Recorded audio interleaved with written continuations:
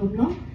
nga ai today people people para samla but baru kita dalam hari ini for nga today people akan terdengar betiang tambah kedua tambah tribe non begin juni Jesus Christ di ka jiwa itu begini untuk selalu baju dengan for tolong nak kuat jiwa tambah ke sang spa nyok sang dan bertemai but sang spa itu lain dalam begini tolong kejengkat ingin somla begini jarok yang uang tenin.